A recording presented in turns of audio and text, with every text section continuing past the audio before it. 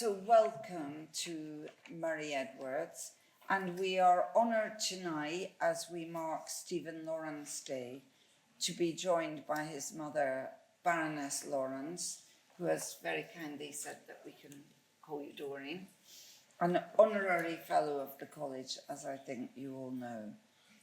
Since Stephen was murdered in a racist attack in southeast London in 1993, his mother has campaigned tirelessly for justice for Stephen and in society, and for reform of the police.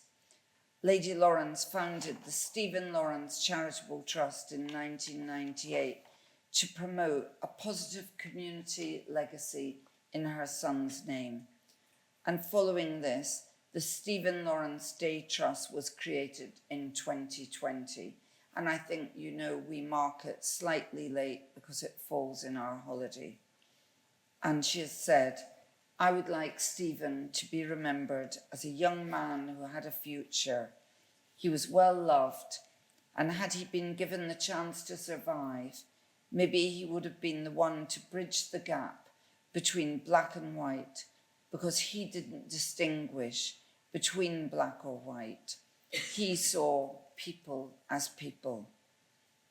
And for those of you who are young, I thought it would be helpful if I just walk through some of the tragic events.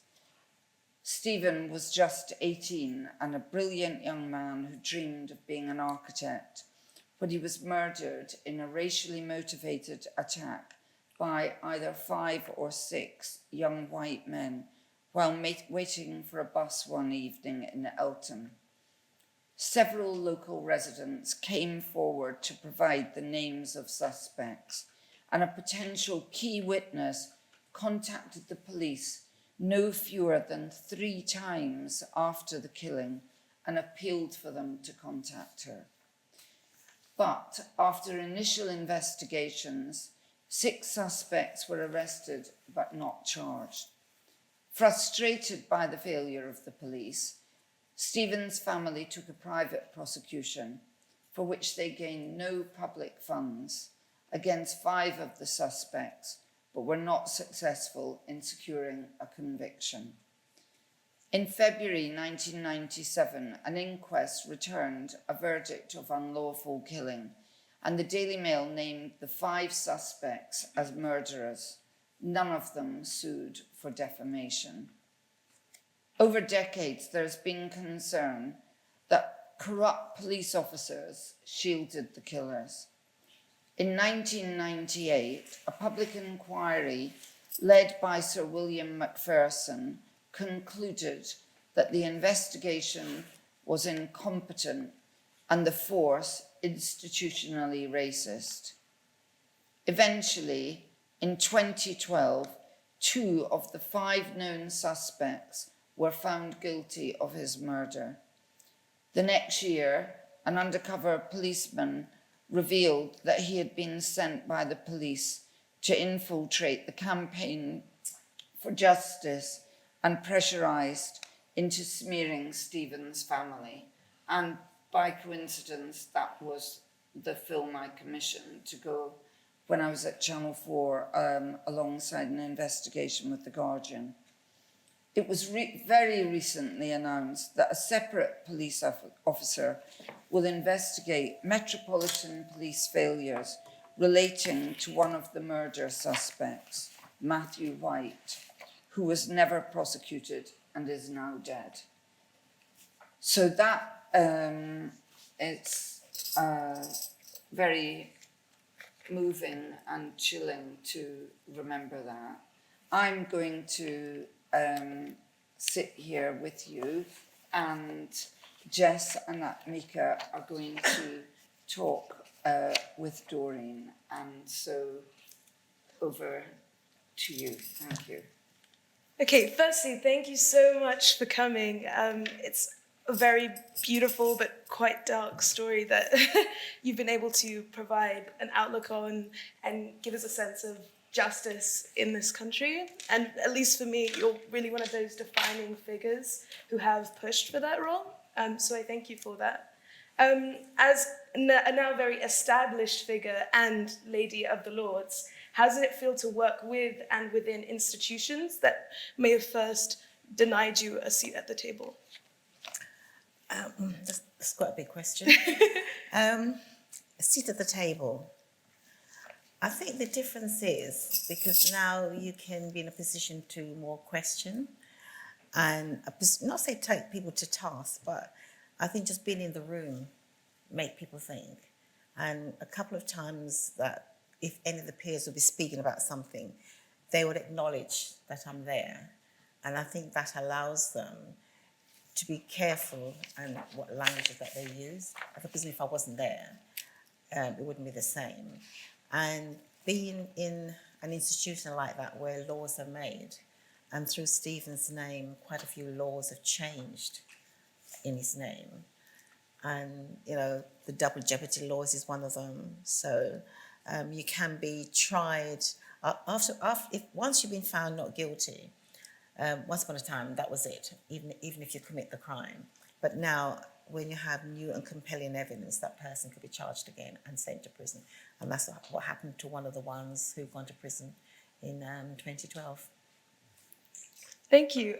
Maybe just for people who don't know the full extent of the story, could you go into a little bit more detail about some of the legal changes that have happened since this event? Well, that came about, so Stephen died back in 93, and every year up until, I think, even 2012, there's always some information comes out about Stephen. There's always where I've got to respond to something. And in 1999, I think, is when the report from McPherson came out. And through there were 70 recommendations, and one of them was around the double jeopardy. And so it took, from 99 to 2012, it took how many years before it benefited Stephen? That's one of the ones were able to go to prison for his murder. That's incredible. Yeah, thank you so much for that answer. And I just want to thank you again for being here on behalf of all the graduates as well. And we just had common questions related to an increasing trend of victimization of the victims. Like Dorothy just said, the entire smearing the family and the smear campaign that started just because you were trying to raise your voice against this heinous atrocity that happened. Too often we notice that victims and their families just try to stay put in the fear of relapse or something happening to the other members of the family. And as you know, we operate in a society, so no one wants to be smeared or have a defamation kind of campaign happening towards them. So how did that affect your process of going about the campaign and talking about Stephen? I think we didn't know anything about the officer who was sort of to spy on us. But for me, after Stephen's death, was to protect, especially my son, because Stuart was 17 at the time, 16. And so as time went on, I think when people begin to recognise me and recognise Neville, for me it was to make sure that my two other children was kept safe, especially Stuart. So you would never see any photographs of them out. They would never stand next to us if there's pictures being taken. Stuart's a grown man now, so he chooses what he wants to do, but you'll never see anything of Georgina. You'll never know what she looks like because that's her choice. And at the time, for me, it was to protect my children.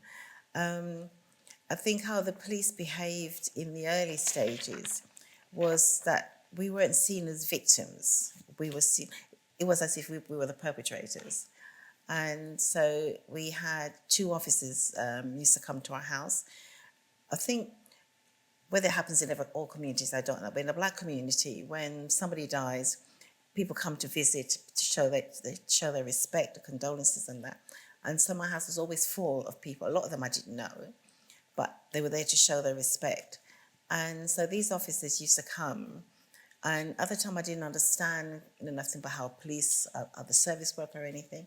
They were supposed to come to relay the message from the police station to tell us how the case was going. But in fact, what they were doing was spying to see who was in it, and the question they were asking, who are these people, what are their names? And it's like they were making a mental note of these people. And at one time we had to say, well, if my son was murdered by a group of white kids, they're not in my house, with black people in my house. So, you're looking in the wrong place. But they were never interested. I think that's what we didn't understand. Stephen's death was such a horrific death. I thought everybody would be so shocked and want to do something. The police would want to make sure they catch the killers, but they weren't interested in that. So it's like we had to put on a battle armor all the time, because every time they came to see you, it's never giving you information. They want to get information from you, but we didn't know anything. And so whatever information that we were given given to them, and nothing, and that went on for weeks. Then we'll turn into months and we'll turn into years. And so each time, if I'm critical, they'll say things to me like, you're not like other black families. Like, well, what other black families are like? I don't see myself as being any different. I think what they're trying to do at times is trying to get into your head for you to think that you're much more superior than other people, because the questions that you're asking is like, they think you shouldn't be asking those sort of questions. But then why not? We all, there's nothing wrong with us. We have voices just like anybody else. We communicate just like everybody else. But they always want to have that so you can sort of see the difference. They want to make a difference between you and other families. On that, today local elections are going on, and one of the positions students and the general public will be able to vote on till 10 p.m. is the Police and Crime Commissioner of Cambridge. What sort of characteristics do you think we should prioritize when choosing someone to be in that position? Someone who's not a racist person. I think they need to be able to communicate, and have that empathy when they're speaking to people, and not to assume all the time that everybody you meet, especially when you meet a young black man, they have to be a criminal. Is to have those sort of, they have these preconceived ideas all the time of what people should be or who they're meeting. And so it's not to have those preconceived ideas, it's to see people within the community and respect them, because they themselves want the respect, but they need to show the respect too.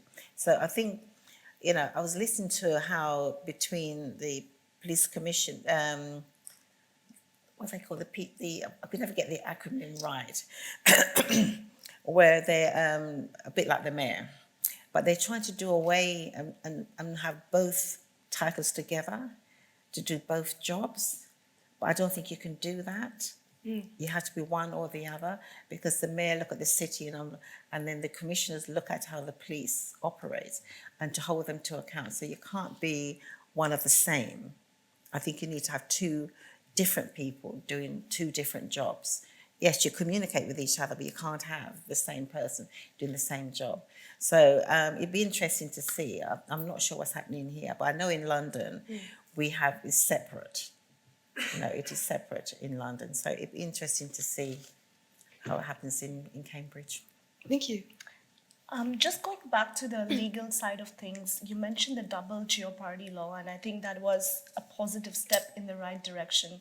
But sometimes we have all these laws, but the implementation thereof and the time taken to actually ensure justice, or for people, intersectional people, to even access justice, it takes such a long time.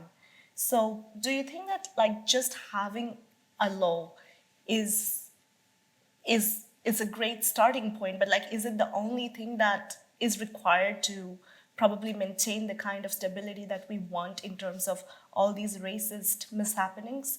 Or what can young students like us do to also mobilize more of youth and more of people who lack access to justice to understand their rights and just know how we could have an adequate implementation and pressurize the system in a way? I think where the law is concerned, especially when I was working within some of the police forces, is especially around the stop and search. And those communication, people don't understand what stop and search is about. And the police themselves don't understand it. And so I used to say to them, you know, you need the consent of the community to police them. And they think because they've got the warrant card that they can do whatever they like, but they can't. And as individual and as members of the public, you have your rights. And somehow you have to navigate through and understand what your rights are is not really easy. To do that. And so I think for somebody like me, I try to, when I was working with them around the stop and search, is they had a credit card side that it gives you the information, and somehow you have to find a way of communicate those information to young people, especially young black boys who don't understand when they're out. Say if a policeman stopped them, they think they have to, but they don't. And when you say that to a police officer, they do take offence because, as far as I'm concerned, you know, they have the power, so they can do what they like to you. But no, they can't. There's a law that all of us has to abide by. All of us have to. Absolutely. And there's also an increasing trend that there is obviously this power dynamic that you so rightfully mentioned, that young people often get intimidated and they're like, our consent is immaterial, but like below a certain age as well, there are a lot of people who do not have guardians around them and they're still stopped and searched. So not only there is power dynamic, but their consent is also immaterial because there is no guardian or no one around them. It's just a bunch of interracial young people, and they're like, oh, but you gave me consent, but your consent is also, it's repudiated in those instances. So what can we do to like increase that kind of sensitivity in the school curriculums, or make parents more aware about the rights of their children and the ability to speak up? I think because I think the community is a big source of your information. And so I know for young people, it's really difficult to know where to go for, and especially young kids these days, you have your phone. So the first thing you go to is your WhatsApp and all those messages that you look at. But sometimes information there, it can be quite conflicted. So you've got to be very careful about the information that you're getting from there. And also, I mean, so you have your lecturers and your tutors around that can help you to understand some of those. So it's for you not to think that you're alone. And I think when you come to, you seem to have this buffer, but you've got to find a way to relax yourself and to stand up for who you are and what you believe in. Because you can be so intimidated because you think the dynamic of the police, their power is so much. But you have to be try to be, confident in yourself to know who you are, and what you're doing. And then you can sort of be able to reflect that. And I think sometimes the police may find it a little bit intimidating themselves, but you need to stand up for yourself. You know, whether you're black or white, is something that we all need to do. Absolutely. Do you have? Yes. We live in quite an activist age where a lot of young people are trying to get involved, and we're kind of cycling through these constant movements for justice. How do you address, as someone who had to experience so much pain but continue to push through and demand justice because you knew it was right, what advice do you have for pushing through and continuing to do that activist work, even when sometimes there's a lot of fatigue associated with that? After Stephen's death, I mean, I had no relationship with police or any type of authority before. And I think for me, within myself, I know what I am, who I am as a person. And the thing around truth means a lot to me. And I feel that there are times when I was speaking to someone, I didn't feel I was getting that back. And so I would ask challenging questions because I want to understand what you're trying to tell me. And I think, as I say, for me, not that I'm saying I'm really different, but I've got this thing within me and I know what truth and justice means for me. And I expect, especially police and authority, should be able to understand and show me that. And they weren't doing that. So when I was questioning and asking questions like, have you arrested anybody? You know, to me, that's quite a simple question. So it's not something, I'm not challenging you over that because you're supposed to be, you know, you're an officer, you are investigating Stephen's death. You need to tell me what stage you are at with that. Have you interviewed anybody yet? You know, what information have you collected? And so those are sort of questions that, you know, I want to know. And they're not able to give it to me. So I think they found me more challenging than I presume that they thought they would.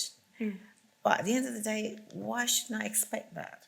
And I always say I wasn't expecting anything different from everybody else. But what I was expecting is that I should be treated in the right way. So I'm not saying that I'm anything special, but when something like this has happened, my son has been killed, what are you doing? How are you investigating his murder? Have you found anybody yet? So to me, that's just ordinary questions that they should be able to tell me without me having to every day ask the same question.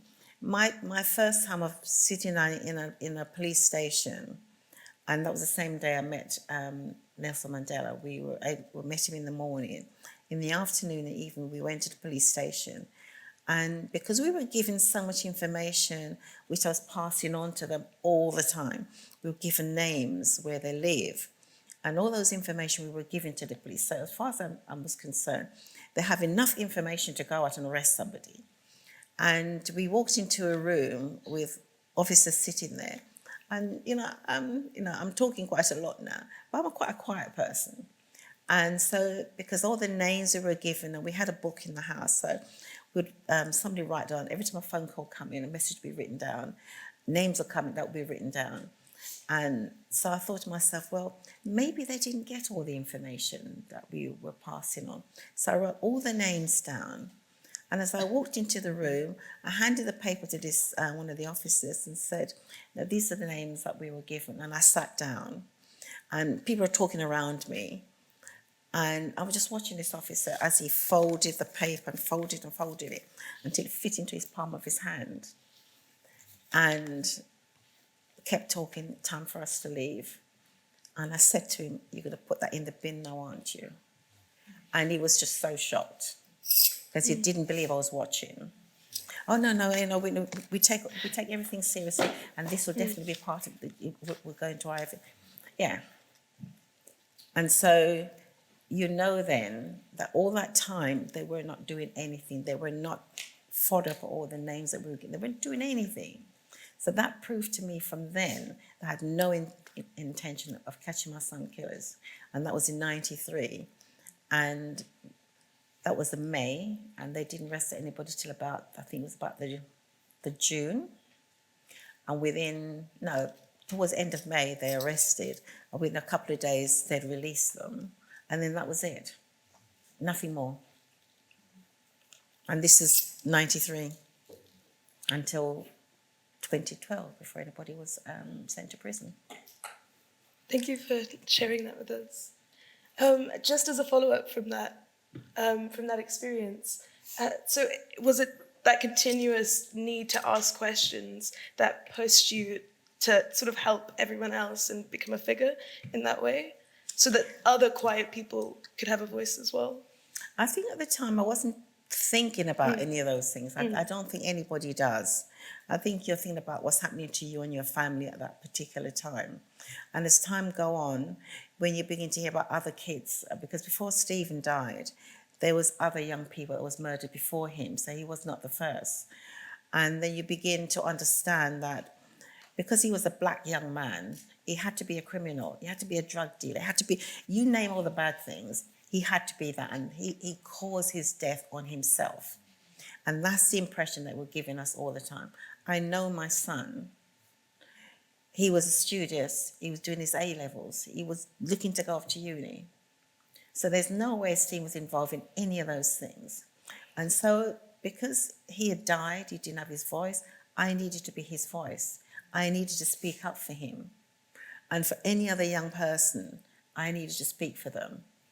Because, okay, when you've lost somebody, and not all mothers or not all families are able to challenge and to ask questions because you're mourning your son, your daughter. And so that sort of make you sort of becomes inward and you become silent. But I think it just drove me. And I'm just thinking my son was worth more and they needed to do more. And that's what I've done and tried to do. So as time over the years now, yes, other families and all this stuff that they've gone through, you talk about that. And hopefully that their voice can come out as well, so they can question and demand the rights for their child. Thank you. No, that was a great thing that you shared, that when something affects you so personally, immediately your immediate course of action is to juggle between whether or not you should protect your children and your family, or just immediately put yourself out there to fight for justice, because that fight in itself is inherently so, it's like an internal battle. You don't know what to do. So I think I see how all of this like was very secondary. Your primary battle was just to get justice for you and for your family and for everything else that kept happening around the world. But I wanted to ask you about the current situation, because you're still working towards so many things. You still want so many other reforms. There are a lot of things in line. So I wanted to know, in your work over the past decades, what are the differences that you've noticed, be it positive and negative, in the attitude of state machinery, lawyers, civil society organizations, and let's say law enforcement mechanisms when you started as compared to now? Do you think it's getting any better, or do you think that there's still a long way to go? There's still definitely a long way to go, and I think a lot of families are beginning to suffer quite around the injustice of what's happened to them and their children and their families. It's still a long. I think for me, where my case is concerned, is like from 93 up until, say, 2012. If we did looking at every year from 93 and just writing everything that happens every year, and there's hardly a year that goes by there's not something that's come out about Stephen. And I think our latest problem now is that when you think you've completed everything, you've got 2 in prison now, and we know that there's more to come. And we were invited to Scotland Yard to meet a new assistant commissioner. And what I found was quite strange was that before the meeting, Imran, our solicitor, kept saying to me, they're asking, would you like hot or cold snacks, and what drinks would you like? I'm saying, excuse me, why would I talk about drinks and stuff? We're going to go and see the police. Why would we want any of those things? And so we arrive, and this officer, I think, is either from Manchester or Birmingham. He said, I've never been part of the Met before. It's really nice to meet you, and if there's anything that you want, we can help you and that. And so, because we had just heard last year about Matthew White, we never knew about him, that he might have been the main person that killed Stephen. So we didn't know any of that. So we're hearing this for the first time. So we're asking the question, well, his name, I think he had a pseudonym name, and so we wouldn't have known his name. And so for years, they'd arrested him, they had him as a witness, and also all these things just begin to come out for us for the first time. So we asked him, how come we didn't know about him? How come you haven't arrested him? And by now he's passed away, this man, so he's no longer, you can never charge him now because he died. And we spent time talking, and I think for the first time, usually I'm the one that usually really, really in your face asking question.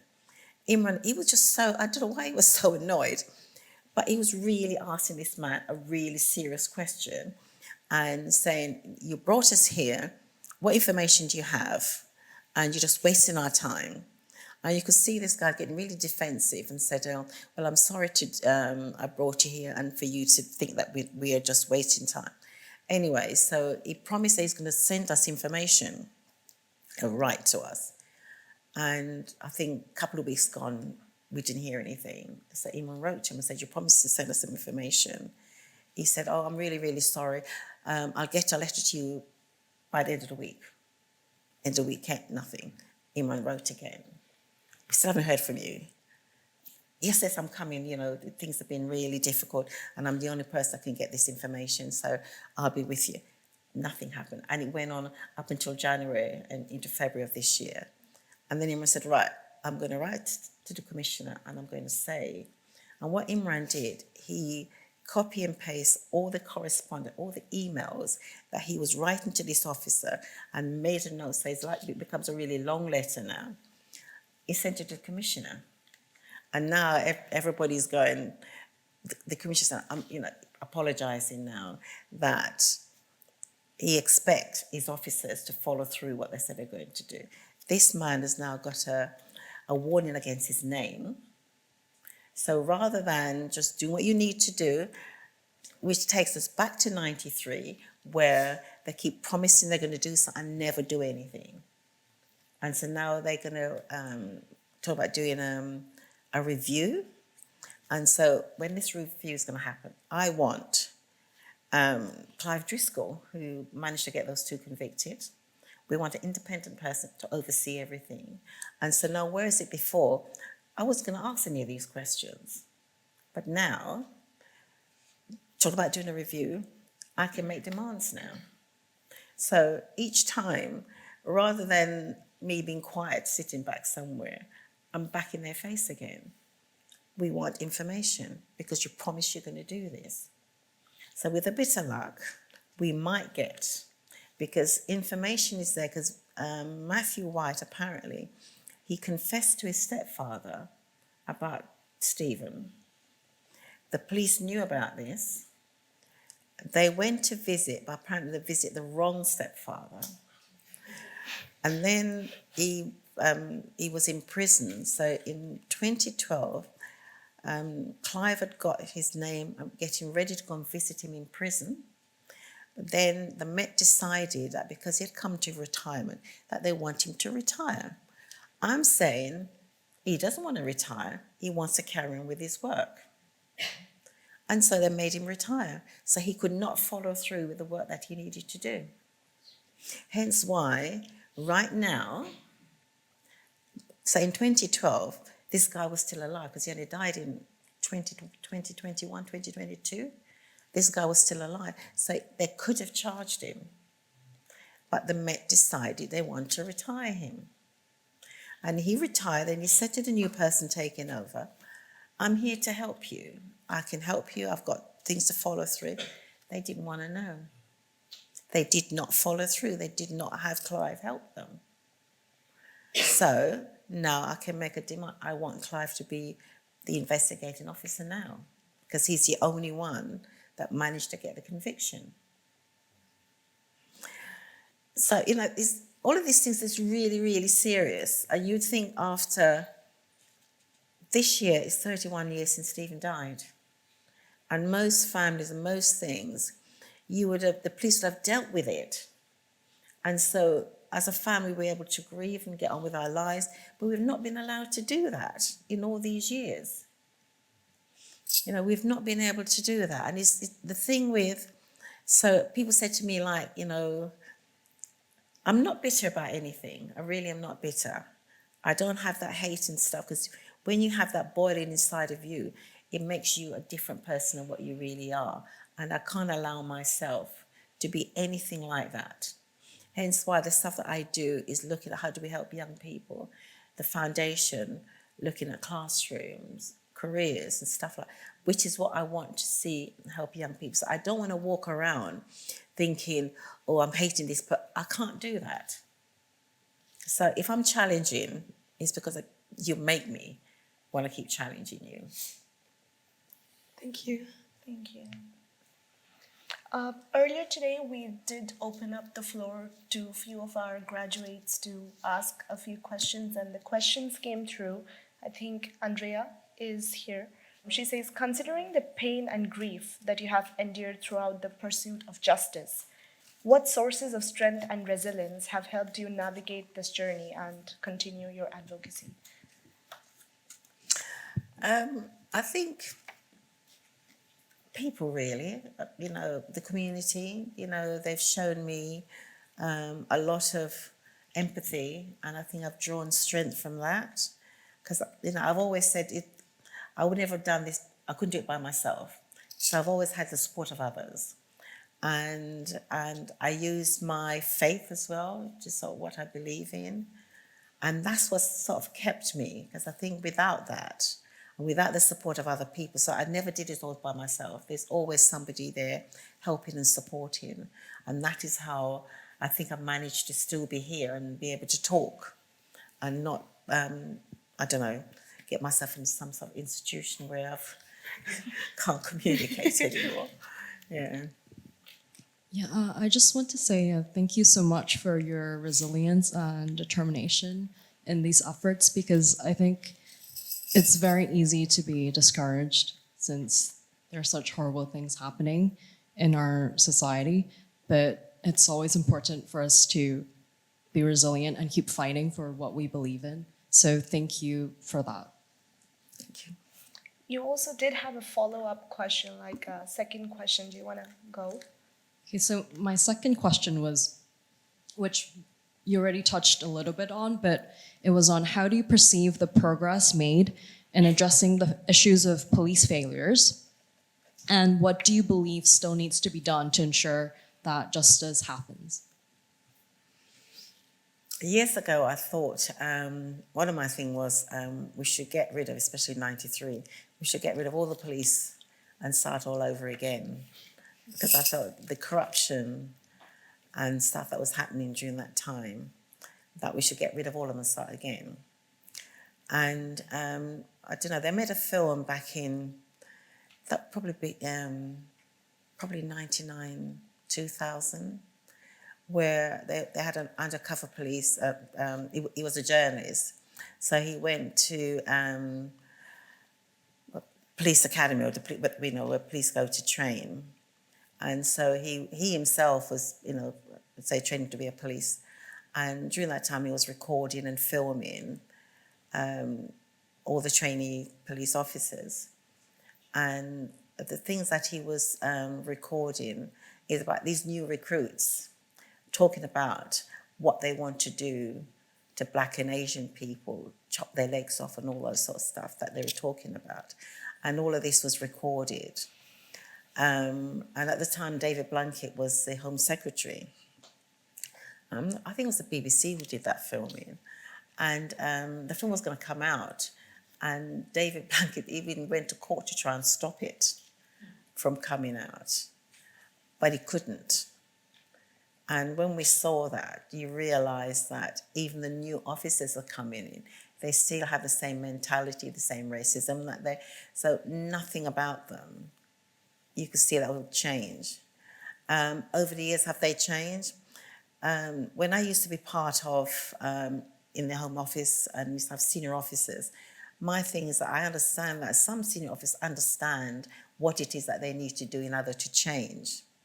But that information is never passed down to the new recruits because they're never in the room to hear when victims talk about their experiences. They're never in the room to understand the impact of their behaviour. And so how do we get that information across? And, recently you've had the Sarah Everard and all those other stuff that's happening. You begin to hear that police officer. It seems as if there's something ingrained in the people who join the force. I used to say that they would leave school at 16. No, they can't. They used to leave school at 16. They kick about for 2 years, join the force when they're 18. They have no relationship and their own level of education has not moved from the age of 16. But yet all of a sudden they've got a warrant card. They can arrest you. They can do all sorts of things to you. And they're not educated in the way in which you think. And police are the only profession that you could get a warrant and do all of that. If you're a lawyer, doctor, everybody goes for training. Police officers don't. That's beginning to change now, though. So you don't leave school at 16 anymore. The law has changed. You can't leave school at 16. And that's what the police officers that were policing the street for us.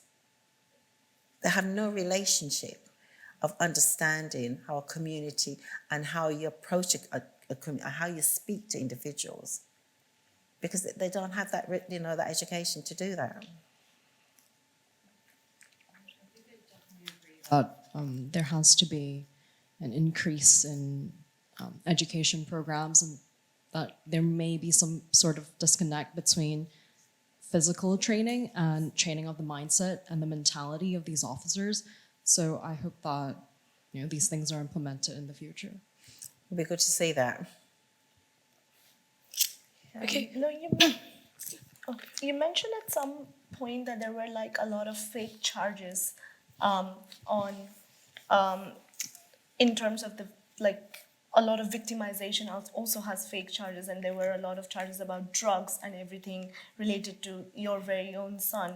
And it's so consistent that we have consistently seen that in terms of the police's defense mechanism, or in terms of people trying to defend themselves in the lawsuit, saying that, oh, he deserved to die because he was just a bad person. You know, he was abusing substances, he was abusing so many things. So in that case, like, there could also be a psychological shock to the family. Like, not only are you trying to fight for justice, but you're also trying to clear the name of somebody who's not here anymore to stand up for themselves. So in that case, like, how difficult was it to juggle with everything? I read a very interesting article this morning which was talking about equality, and it said that equality is treating equals equally and unequals differently. And I found that very interesting, because we would, like, intersectional people, or like people that do not conform to the notions of how a certain somebody should look, or what ethnicity should someone belong, kind of have been treated very differently because of continuous socio-historical disadvantages.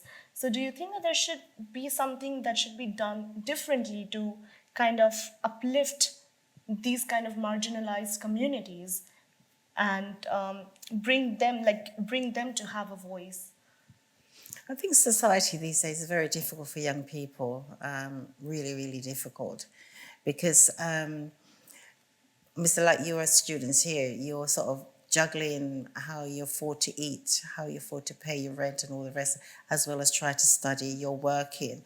So society doesn't give you the support at times that you need in order to make, for you to just focus on what it is for your studies, like what you need to do. They weren't charging Stephen with any crime. It was their impression that he had to be that. Mm-hmm. Right? They felt that no black young man would grow up without having something, you know, he's into drugs, he's into whatever that they believe. And I think sometimes that's what clouds their judgment all the time. They see a young person, or they see a group of black kids just standing and talking, but they must be up to something. Why? A group of young white boys are standing and talking, they're not up to anything, and they could be. But automatically, because you're black, you have to be doing. And I think that's the impression that they have against a lot of young black men. Mm-hmm. And trying to get across to them that my son wasn't like that. You may have a certain percentage of kids. I'm not saying all kids are, and nobody's perfect. And I always say Stephen was never perfect. But at the same time, he was not into those criminality stuff. And for them to understand that, and for the kids themselves is to be proud of who you are. When you're out in the street, you know, you want to laugh, and you should be able to do that without thinking, oh, the police. There's sometimes I'll be driving around and you see one black boy, you have about 6 or 7 police around him. For what reason? 1 is enough, 2 is enough. But do you need to have so many stand for what, you know? And those kids, they're intimidated, they're frightened. And sometimes people react because certain things have happened. And, oh, well, I must run, There's nothing wrong, but automatically these officers believe that you are doing something wrong. And that's the sort of society that we need to change, so people can feel comfortable when they're out. And we said, okay, I've got grandsons now, and I'm beginning to worry about them. They're 13. You know, and they're traveling, you know, even gets on the train and bus and stuff to go to school, and you worry about him because he doesn't have to do anything. Automatically, they've already stigmatized him. He's a young black boy. And society needs to change. It really needs to change. And, you know, and I'm hoping that I'm getting older now, I'm hoping as you young people, that you can make that difference. You can make those changes. You can have the impact that you need to have on society to make the difference. Because, you know, things need to be different. We can't continue. And the officers themselves need to change. I think we can all agree that we hope in this generation we can see some of that change. I'd love to open up the floor a bit more to further questions. If anyone has any, just pop your hand up. Oh, fabulous, yes. Check, check. Hello, everyone. I'm Brian Walker from Jamaica, PhD student researching families affected by homicide. So all of what you're doing, you're saying, and your fight for justice resonates with what I'm trying to research. So I would like to find out, so this has been going on for the past 30 years, etc., the quest for justice. How would you assess the news coverage over the years, over the past 30 years, and how has the news coverage shaped your experience of justice or injustice?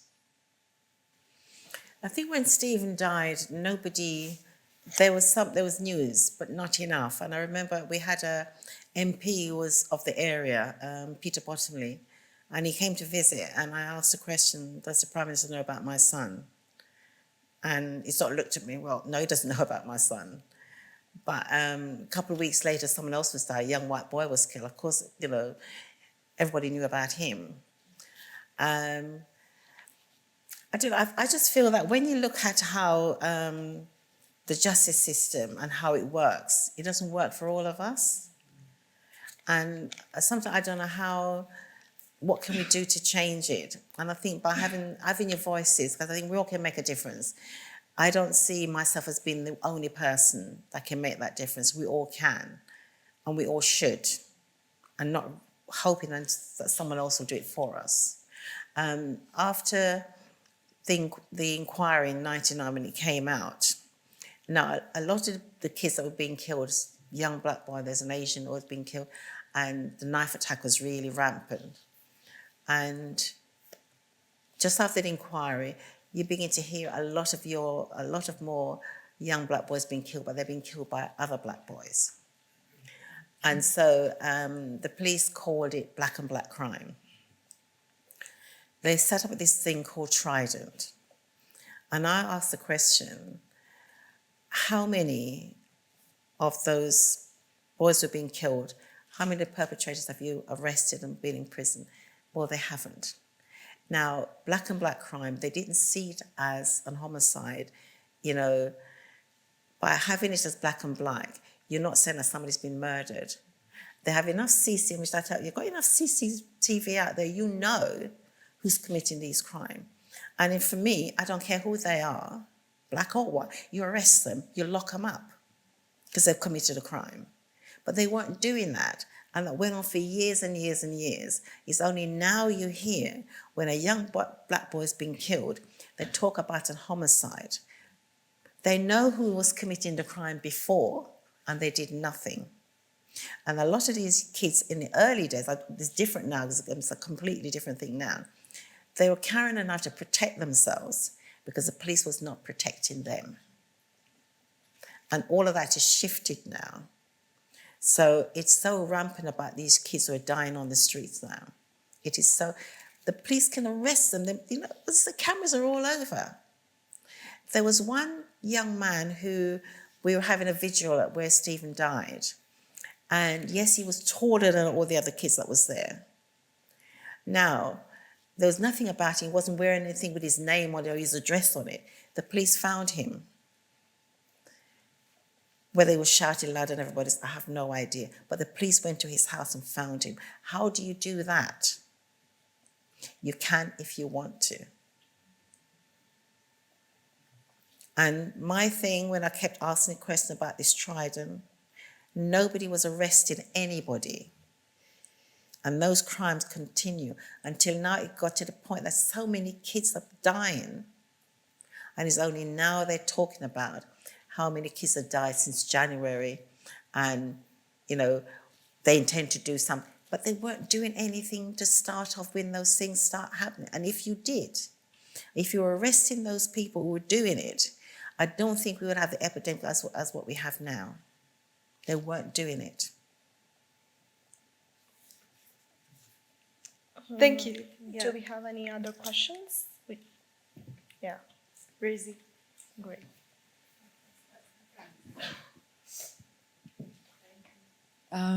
Thank you for this. My name's Rosie. I want to ask about in 1998, Chris O'Feely painted you, No Woman, No Cry. And it was kind of part of marking this like big cultural moment that you represent and canonizing that within art. How do you feel about that piece of work? I do get embarrassed about stuff when I see my own self or anything that talks about me. It's like walking along the corridor. It's like you can't miss my face. It was everywhere. I think it's a proud moment. You know, I think artists like Chris O'Feely, the fact that he saw that and he wanted to, for his own expression of what was it at the time as a mother, what I was going through. And I found it really difficult at times that I think people look at me and think, oh, well, you know, she's fine. You know, we never see her cry. But I always have this thing about crying out in public. And so you sort of hold yourself in really tight and your emotion only come out. I mean, it's like, it didn't happen this evening because usually when anybody's introducing me, when they start talking about all the things that's happened or all the things I've done over the years, I feel quite choked about it. And I feel, is that really me? I don't recognize myself in any of it. I know it is me, but I still find a separation between all of that because I didn't set out to be the icon everybody see me as. All I was trying to do is get justice for my son. So I get embarrassed by the whole thing. Thank you. Next question? Yes, pass it back. Hi, I'm Amma, and I just wanted to sort of reiterate how grateful we all are for hearing you speak and how you articulate yourself and your experience as well. Something that you sort of have like been mentioning and as a thread through everything that you've said is that sort of the relationship between wanting to be vulnerable and actually immerse yourself in everything that's happening around you, but also fight for your son.